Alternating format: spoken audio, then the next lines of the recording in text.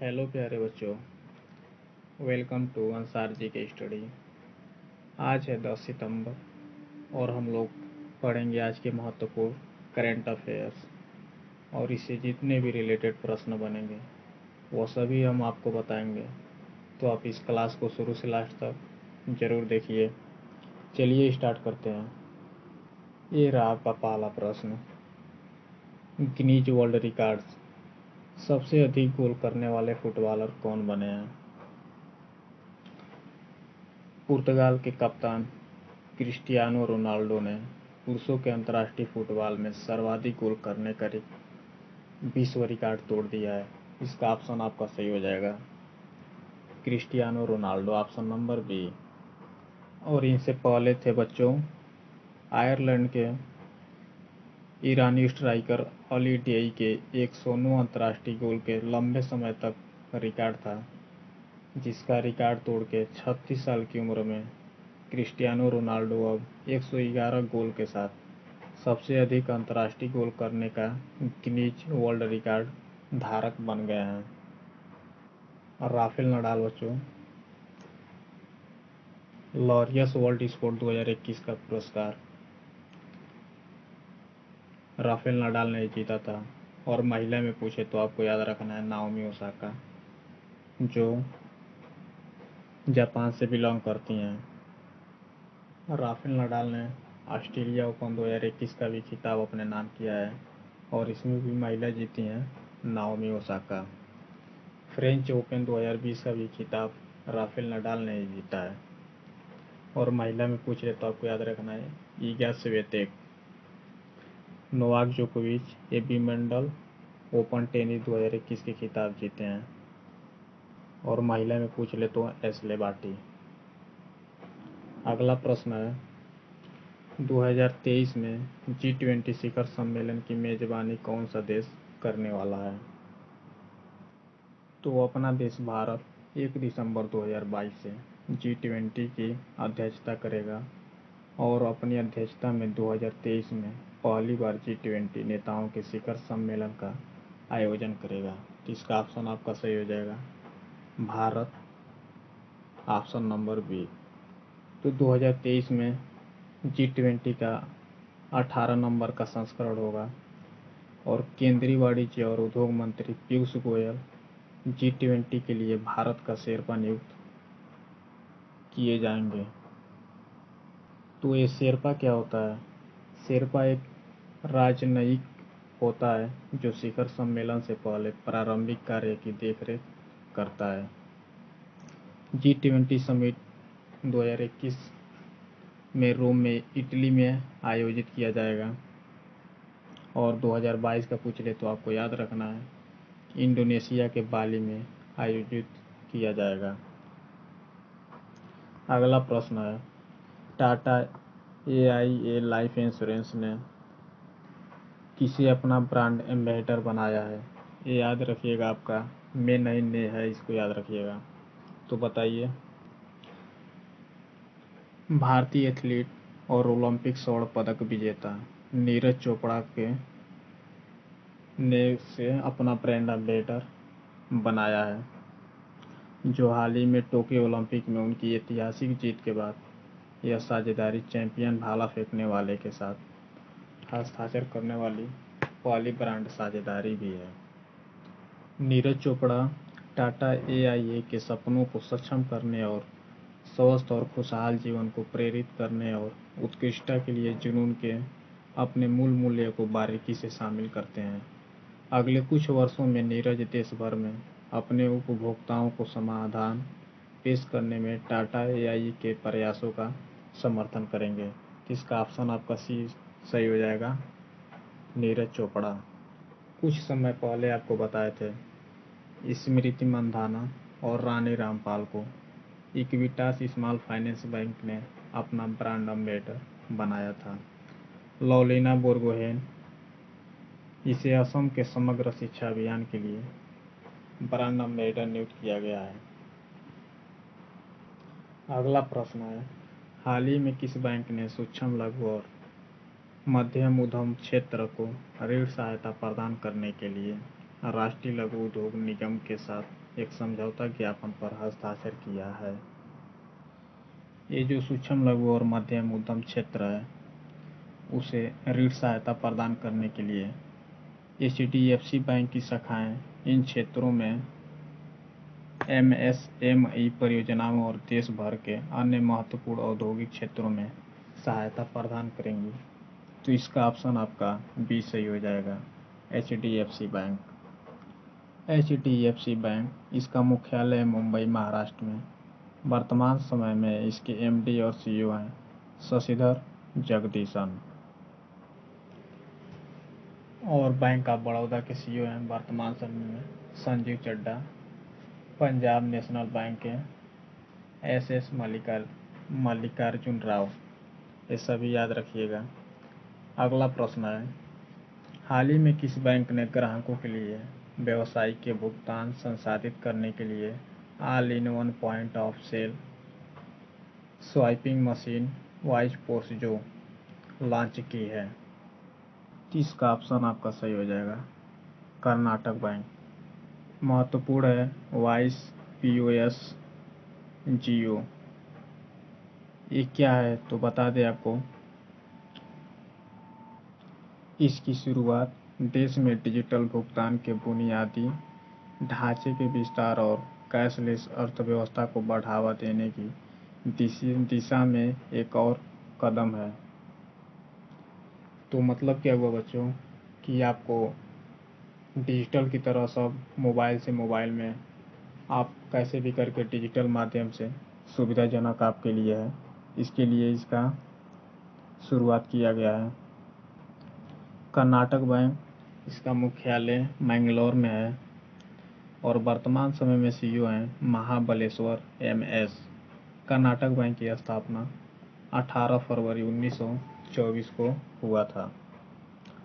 अगला प्रश्न, किस केंद्रीय मंत्री ने उत्पल बनर्जी की बुक गीता गोविंदा जयदेवा डिवाइन ओडिसी का विमोचन किया है?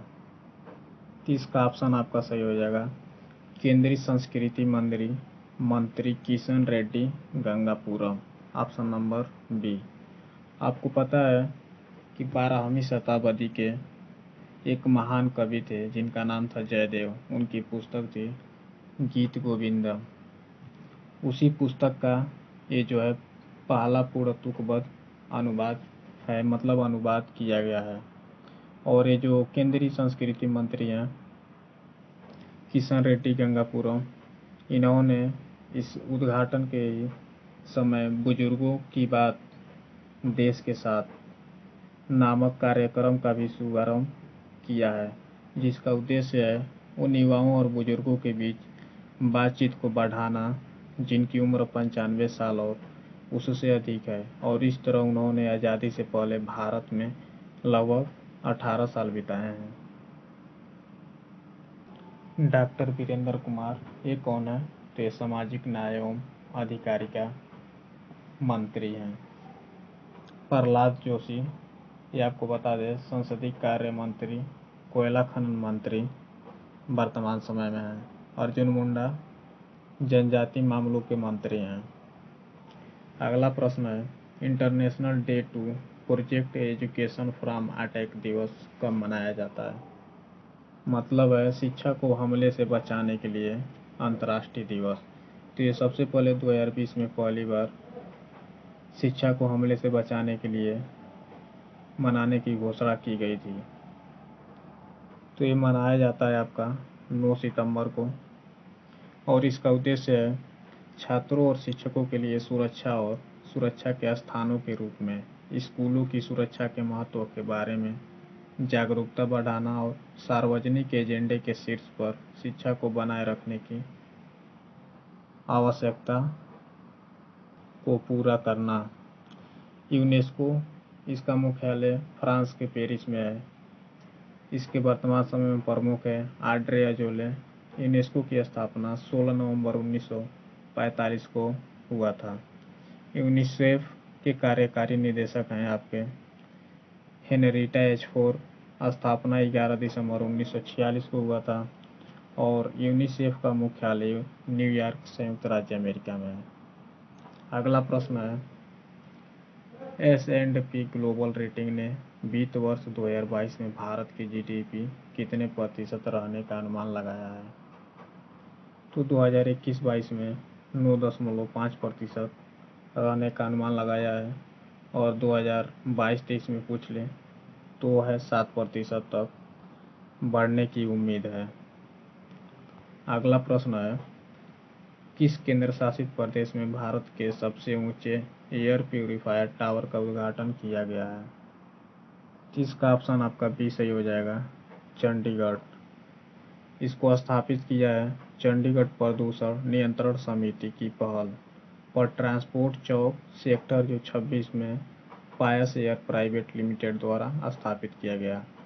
यह देश में इंस्टॉल सबसे ऊंचा एयर प्यूरिफायर टावर है जो लगभग 500 मीटर के दायरे में फैला है और 24 मीटर ऊंचा है।